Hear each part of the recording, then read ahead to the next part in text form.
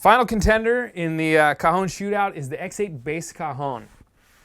Now, I don't know if you can tell from looking, but this is bigger than all these other ones. It has a wider footprint. It's about the same height, but a little bit wider and a little bit deeper. And the result is this is kind of the John Bonham kick drum of all these Cajons. It's wide open, and it has the lowest overtones and the lowest pitch bass in general.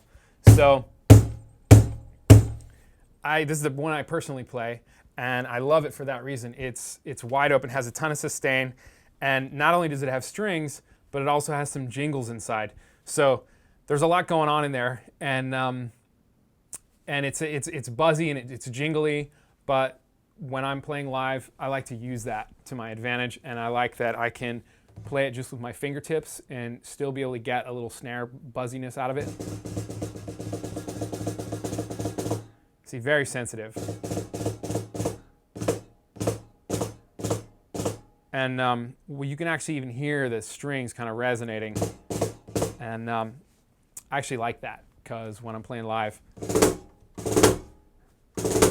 I use it.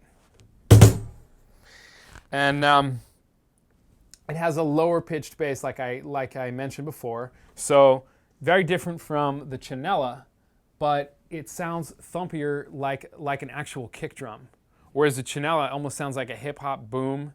This super bottom end and really thumpy. And if you play it with a pedal, it sounds even more like a kick drum. And you really get a nice thump out of it. So I like this one. Now on this one, the corners aren't glued down, so you will get a little bit of a slap, but not much, because they're still screwed down pretty tightly. One option is you could actually remove these two outer screws and get even a little bit more, but I haven't done that yet, but I might actually experiment on that in the future. But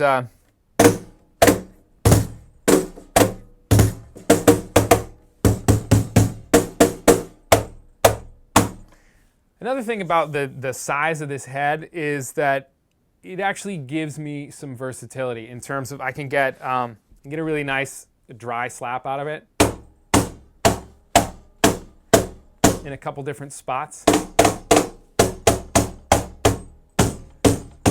And then just a really nice thumpy bass. But I think that all this surface area actually gives me a few more choices in terms of sound. So I like this one.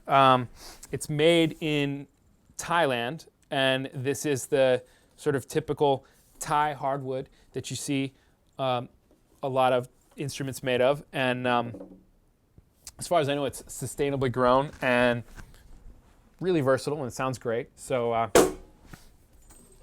not a bad choice of woods at all. On the inside, I don't know if you can see in there, but there's some sleigh bells. Ding, ding, ding. And there's also an Allen wrench just sitting here, a little hex head wrench that you can use to tighten the snare strings. And there's a set of strings on each side. And they also, just like the, which one is it? Just like the De Gregorio, have the Velcro. And you can adjust how hard the strings touch the skin with the Velcro just by tightening a screw. So pretty versatile, but you cannot remove the snares, as far as I know. However, you can shove the Velcro under the snares and get them to not touch the head, and that takes away most of the snare sound.